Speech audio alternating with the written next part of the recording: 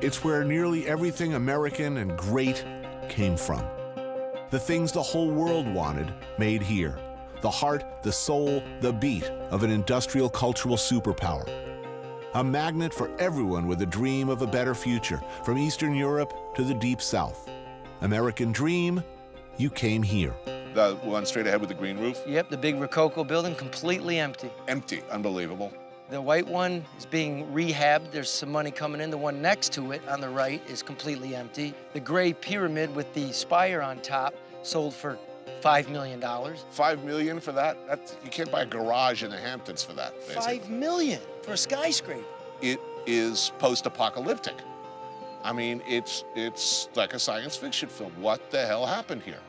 Well, it is post-apocalyptic, except for the fact there's 700,000 people living here.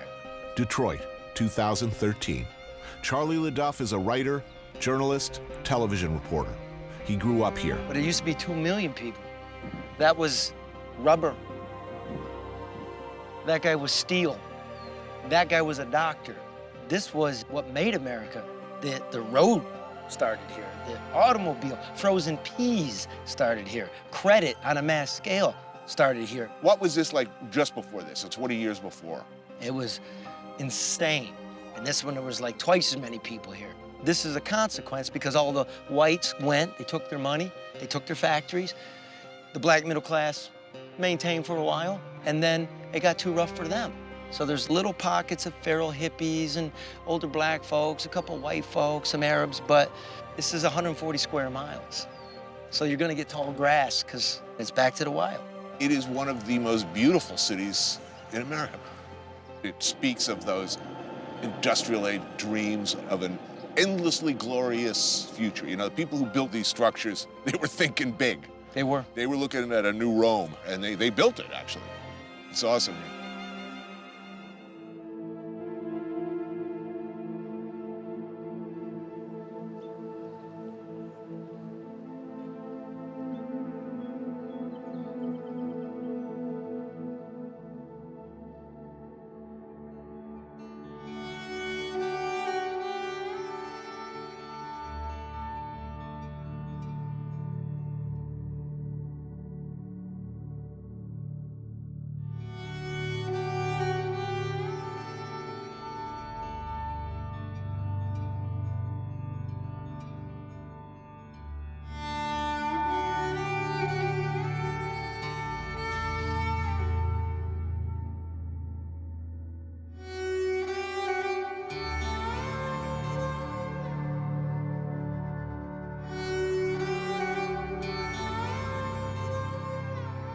Maybe the worms started to turn here, the Packard automotive plant.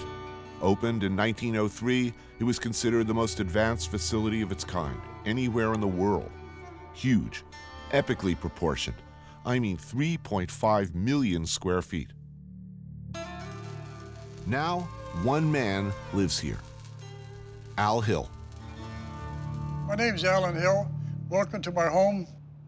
This room right here is the forge room. It was a former Packard motor car company. I started living here about 7 years ago. At that time, I was semi-apprehensive about the place and the going-ons around here, but it turned out it's about as peaceful as the North Woods. And not having a credit card or a mortgage payment or a car payment is a real blessing. There's 2 nails here, so Yeah. what's happened here in Detroit is unfortunate, but you know, it's a sign of the times. We find out that not only does it take a village to raise an individual, it takes an entire world to support one city. You know, when city's suffering or when community's suffering, the entire world should pitch in and help elevate it instead of sit there and stare at it. People have lost faith in a lot of things. Part of it has to do with the faith they had in Detroit. It was once industrial-minded the entire world. It's enormous. Yeah, it is. It's about a mile long, maybe a quarter mile wide. You got a pretty good view from up here. Yeah. How many people worked here at its peak? Well, during the war, there was like 33,000 people working here. They went out of business in '56. You know, they brought Studebaker in as a partner, and Studebaker pulled them down. This has been abandoned since the 50s? Well, actually what happened in 1956, they rented out to various entrepreneurs. There's a shoe warehouse, there's trucking companies, guys restoring cars. So how long has it been like this, though? Most of this damage happened within 5 years. Within the last 5 years? Yeah. Wow. China had this Olympia effort, and scrap metal went to a high price, so people come in here scrapping. They took the windows out, they just destroyed everything. The place is pretty much open to anybody who wants to come in here. Sure, a lot of urban explorers, and Yeah. people shooting music videos, taking pictures. Oftentimes you see a wedding party come here, and you know they use this as a backdrop for the wedding, and take pictures, videos of the wedding. Wow. You want to take pictures here. The place, like so much of Detroit, invites it. Urban exploring, as they call it, sifting through the remains of Detroit's great American ongoing tragedy, photographing them, posing in front of them, is something of an irresistible impulse. Detroiters hate it. All the visitors, like us, I should point out, wallowing in ruin porn. What was this part of the factory? Where are we standing? This right here is where the assembly line was. This was a paint booth right here where they spray paint the cars. You can see in the floor where they have the, you can wash away the overspray. The assembly line ended at 35, 40 feet over here. And there's bridges here between here and the main building, and the assembly line actually came across through the bridges. You look at a possibility of assembly line about 3/4 of a mile long. You're talking hundreds, if not thousands, of people all working on the process. Yeah. I mean, this is sort of a kind of a, you know, it's not a perfect model for Detroit, but it's a perfect model when a big factory goes down. It's not just 33,000 people. That's 33,000 families who are going to be eating dinner out less. Yeah, you got a point there on that.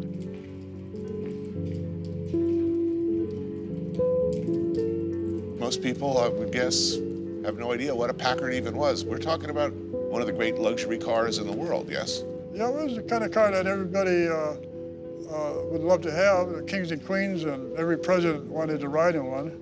The popes and Indian chiefs. A luxury car maker went out of business, you know. And then little did they realize that was a trend that started here in Detroit, and what affected Detroit affected the entire world because it followed everybody home. It might have been 50 or 60 years later, but it started here, and then everybody else gets to experience the same problem that we're having. In another 20 years, this place probably won't be here, and people won't even have any idea of what went on over here. It's hard to look away from the ruin, to not find beauty in the decay. Comparisons to Angkor Wat, Machu Picchu, ancient Rome are inevitable. Magnificent structures representing the boundless dreams of the dead left to rot. Yet unlike Angkor and Leptis Magna, people still live here. We forget that.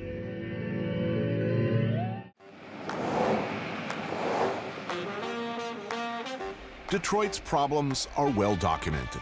A lot of attention has been paid to a history of spectacular mismanagement and corruption. Detroit is hardly alone in this. Koch-era New York, we forget too soon, was a cesspit of mob-influenced corruption. Chicago, Boston, machine politics, they wrote the book. But Detroit differs in that its scandals seem so comically lurid, so surrealistically squalid. The last mayor, Kwame Kilpatrick, is currently serving time in the jug for some of his less hilariously bent behaviors. Through all of it, one man seems to have known what's going on.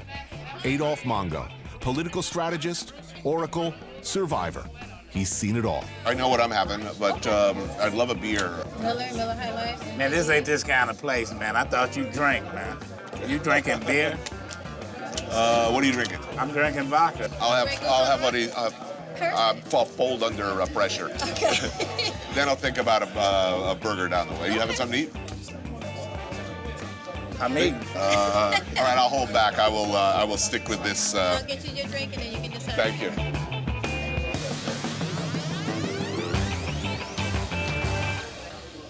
I have to ask, you're born and raised in the Detroit area? You're right. An academic star, Marine Corps, journalism. Why did you never run for office? You gotta be crazy.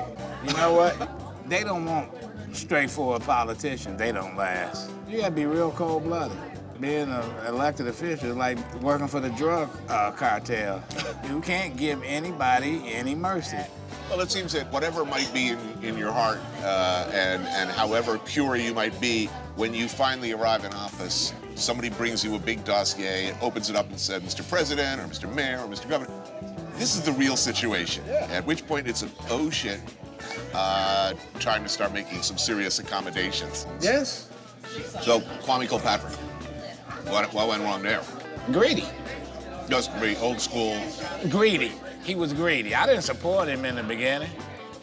And I was one of his biggest critics. But when he got in trouble, who he called? He called me. Call you. I should listen to my wife. She said, hey, don't be messing with them.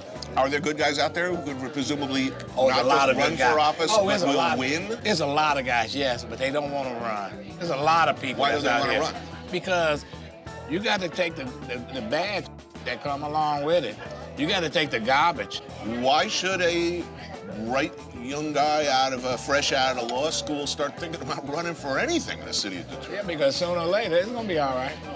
It's gonna be all right. It's a tough town. Is Detroit going to turn things around? I could lie and tell you yes. But you know what? This city's screwed. Only place I've ever been that looks anything like Detroit does now, Chernobyl. I'm not being funny. That's the truth. Abandoned. But you have to admire the bold, proud, ferociously enterprising survivors who've decided to hang on, hang in, and figure out a way to not only survive, but do something extraordinary. There's Tyree Guyton's Heidelberg Project, a delightfully loony outdoor community art project that began in 1986 and now attracts 35,000 visitors per year from around the world. That was a bucking gas right there, just Yeah. to turn it on. I love Detroit. You know, they got this field mowed last summer, the neighborhood, lit it on fire.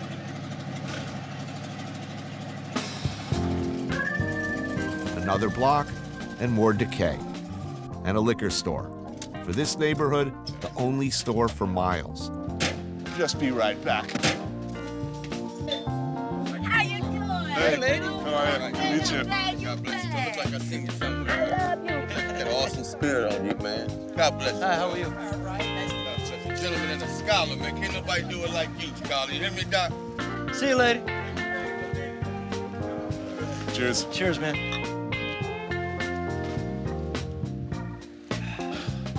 Yep. You want one? That's the benefit of a college education right there. People seem to like you in this town. Who hates you in this town? Who hates me in this town? Nobody, huh? Politicians? I'm guessing there are a number of politicians and former public employees who are not too happy with you. I don't know, you know, yeah. Yeah, but let's face it, there's a whole lot of people out there who'd be perfectly happy with just letting Detroit go. It already went. It's gone. Look at this. See all those lilies there? Uh-huh. I call those the ghost gardens. Like they're all over, like the houses that used to be. The gardens still come up.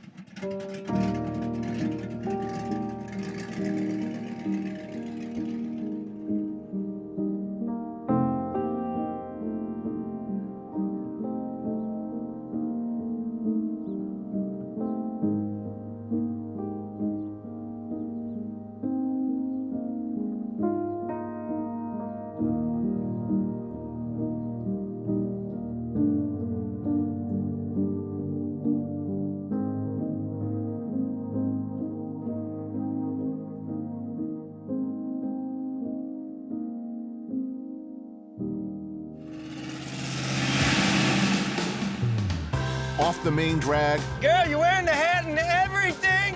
a backyard. Thanks for coming. I never had such a good time. A well-tended home surrounded by many neglected ones. An example of Detroit-style entrepreneurship. Greedy Greg's, a do-it-yourself barbecue joint started by these two, Rochelle and Greg. Tony. I'm Greedy Greg. On the menu, absolutely delicious, straight from the grill ribs and rib tips. But the really good stuff is inside. Superb smoked pork-loaded collards and mac and cheese. Thank you so much. This is perfect.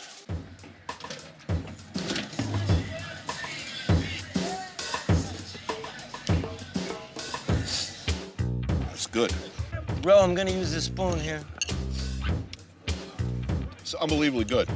What's the mac? The greens are incredible. Oh, those are good. So in the greens, is that like smoked ham hock? I can't tell you my can't tell me. secret.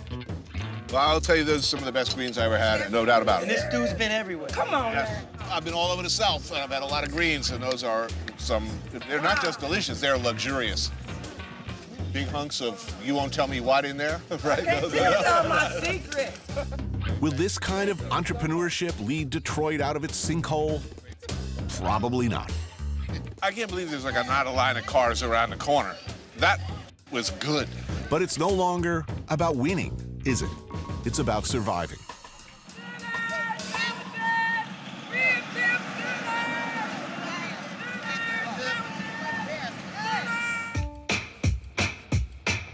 At this point, you may be asking, what about all the cool stuff I hear about Detroit? That's what you're thinking. The vibrant, new, do-it-yourself culture of urban renaissance. Young entrepreneurs, artists transforming the city, one block at a time. Where's that? Well, that is happening. Young, idealistic, true-believing, hard-working, creative people are indeed doing their best to bring light and hope and beauty to this greatest of cities. You've got to start with the deeply felt and absolute belief that Detroit is indeed a great city and that it is worth saving. As utterly screwed as Detroit may be, you have to be a twisted, unpatriotic freak to not believe that. Behold the future, Charlie Lidoff. What, like cooking in a back alley? Yes. All right. Chef Craig Lightfield has done what many would call a very unwise thing. After working at Gotham Grill and Jean-Georges in Manhattan, instead of staying where the money inarguably was, he returned to Detroit. He's been working to get a brick-and-mortar establishment going by first doing regular pop-ups here at Guns and Butter, tucked into the back room of an art gallery under an overpass in downtown Detroit. And you have like a really weird attitude towards food in general. Yeah. What's that? Well, you know, you got liquor, you got cigarettes, you got coffee. For all of those things. We're gonna eat well. Charlie Lidoff may have a Pulitzer Prize, but his appreciation of fine food and dining is, shall we say, Is that cheese? lacking. Simply put, he's a Philistine. Warm egg yolk with a generous helping of smelt roe on top? Egg with eggs? Yes, please. Lidoff scarfs his like he's at Ruby Tuesdays. You know, you got all these kids flooding into Detroit, Which is good. right? How's that going to play out? Will there be political leadership in place to manage that fairly? It'll be fine. Everybody likes a nice little thing in an eggshell with caviar on top. Everybody. It's just all about keeping cool. No, it won't be fine, dude. It will not be fine if there's not political leadership. It will not. Well, you know, sometimes political leadership grows up out of what's happening, and we don't have any political leadership, and this is happening. Are you an optimist, Charlie? I'm an optimist. You're an optimist. I'm here in this. Despite- I'm here in this garage with you. Chilled summer soup with melon and a tomato lemon verbena broth.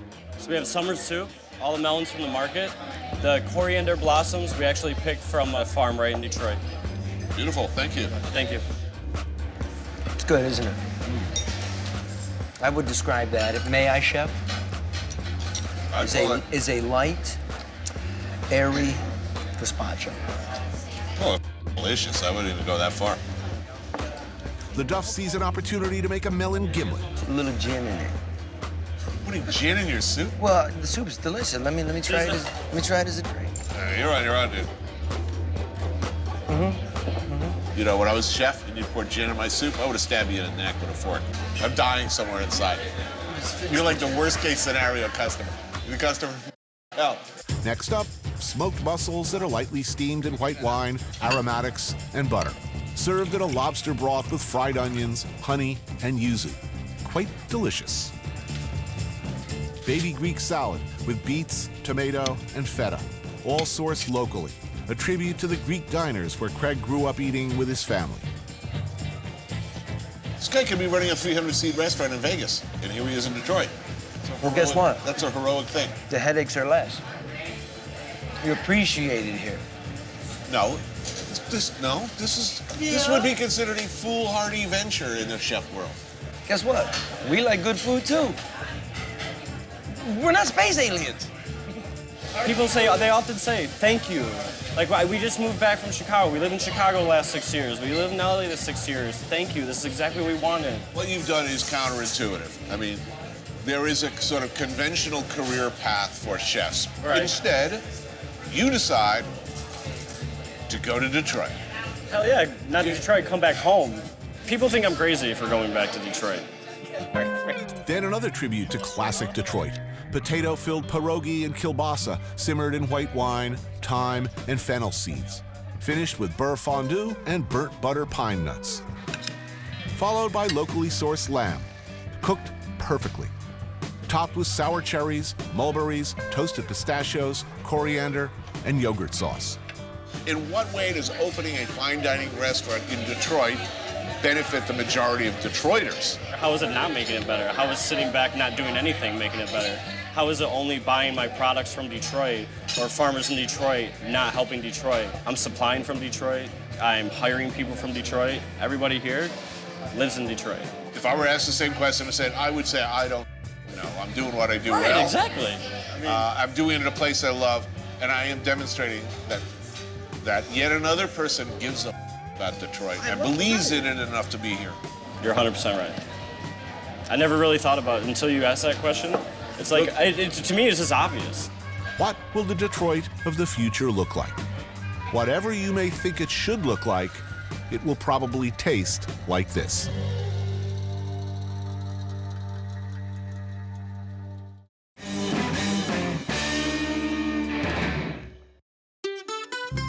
Somewhere in this unassuming neighborhood, one can sit down for an excellent meal. But you won't find this place on Yelp, and unfortunately, I cannot tell you where it is exactly. Why not, you ask? It's not exactly a restaurant, you see, which means it's not, strictly speaking, legal. What is this place? Pupusa house? I call it pupusa house. I mean, like a pupusaria, I guess you could say. It's a cultural thing. Traditionally, they serve out of their houses. And it's just something that people ring over and they come. So this is about as traditional as it gets right here. It's just like home. Yeah. This is what's called a pupusa house, literally a house. This one serving home-cooked Salvadoran meals. Once a living room, now the main dining area. The woman running it, we can't show her face, but she's been here for 10 years, serving a mostly Salvadoran clientele looking for a taste of home. That's tamales. First up, a staple done a little differently than the norm. Tamales wrapped in banana leaf and steamed. That's delicious. Next, the dish of the house, pupusas. Tortillas stuffed with ground pork or chicharron.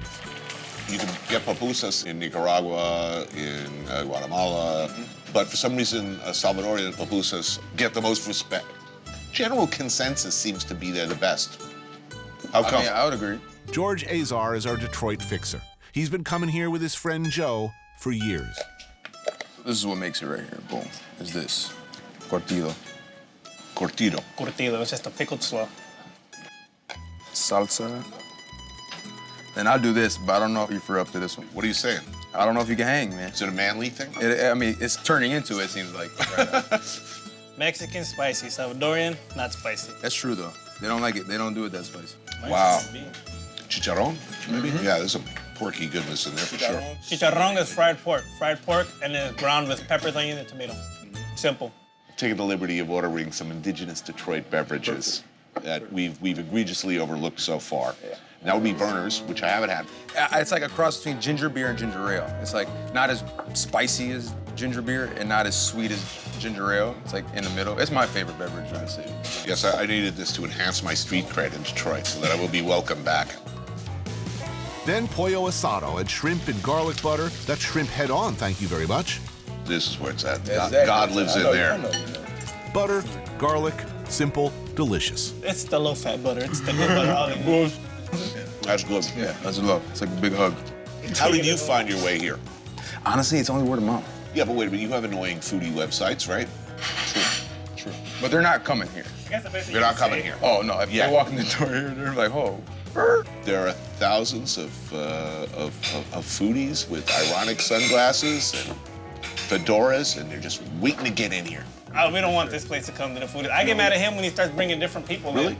You'd hate a line of people outside waiting, Yes. a 2-hour wait to get in here? Yes, yes. Yeah, yes. because I don't want to wait for my food. Who hates money? With her, it's not about the money. It's about keeping the tradition alive. Thank you, sir. What happens when a city goes bankrupt? When it's at the point that it's actually considering selling what's left of itself in chunks? In Detroit, city services are reduced or cut out completely. Fewer buses, fewer cops, fewer firefighters. Answer, they turn to each other for help or figure out how to do it for themselves. Detroit has a reputation as a tough town, but that toughness is about resilience too. The insistence on sticking with it, no matter what, on not giving up in the face of the utter failure of leadership year after year. If the city abandons its parks and leaves them to become overgrown, eaten like so much of the rest of the city by tall grass and weeds, then somebody has got to do something, right? Meet the Mower Gang, started by this guy, Tom Nardone, with a simple mission of doing what they can to keep Detroit's abandoned parks maintained. Who are you guys, and what are you doing here? We are the Detroit Mower Gang, and we clean up the abandoned parks and playgrounds in this town. Why would you do that? Kids need a place to play. I don't care who you are. You know, if you're under 10 years old, I think you deserve some justice in this world, don't you think? Yeah? Yeah. How did this thing start? I guess I started it. I bought a lawn tractor when the city announced they were closing 72 parks. What's the difference between open and closed? Meaning Yeah. they're just going to stop maintaining That's it. Or do they actually physically shut it up? No, they don't physically shut it up because there's no money here. You Just know? physically shut it up? Yeah, they just take the trash barrels away and stop mowing. Crazy. It's a strange place, Detroit. When we're done here, it will not look like a nice park. But still a playable park. Yeah, and a visible park, so if you had kids, you could see what they're doing in this park. It's safer. All right, well, let's cut some grass. Yeah, come on, you'll like it. It's fun.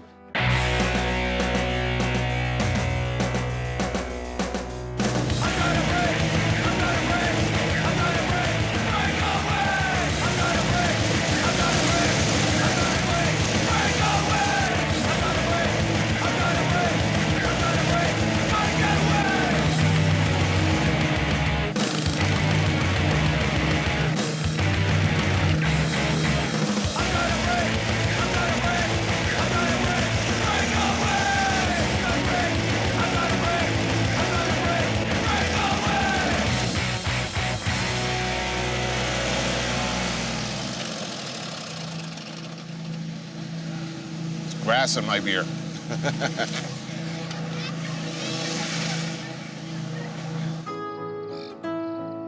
In Detroit, approximately 40 square miles have been reverted to basically unused green space. In many cities, so-called urban farming may be looked upon by cynics like me as an affectation. Here in Detroit, it's not. With nature taking back the landscape block by block, the urban farm is really the last line of defense. D-Town sits on the western border of Detroit. Where are we? We're in the largest park in the city, which is called Rouge Park. Did you just come in and start digging, or did you have permission to come in? We had permission to come in. Was that difficult? It was very difficult. We negotiated with the city for 2 years, and part of the difficulty was they really didn't know what hook to hang our request on. They're used to developers coming saying, I want to build a strip mall, or I want to build a parking structure. But they're not used to people saying, we want land to build a model organic farm. Malik Yakini started the farm with the goal of providing greater access to fresh produce in areas that grocery stores have completely abandoned. That's basically all of Detroit's inner city. Other than Whole Foods, who just came in? Yes. Not a single national food chain? No. No. In 2007, Farmer Jack closed his last stores in Detroit, and that was kind of the end of the big chains in Detroit. This is subsistence farming, not cash crop. I mean, you're not going to be selling. You're not anticipating selling outside of Detroit. There's greater demand in Detroit than all of the farmers locally can supply. So first, we want to supply that local demand in the city of Detroit. To what degree do you think that this model can be replicated in and around the city? Well, clearly, we think urban agriculture has great potential. And one of the things that we have in Detroit is access to huge amounts of land. If we're able to produce even a small percentage of the food which is consumed in Detroit and circulate the revenues from that food within our community, then we're able to create a more vibrant, healthy, economically strong community. So we think it has tremendous potential.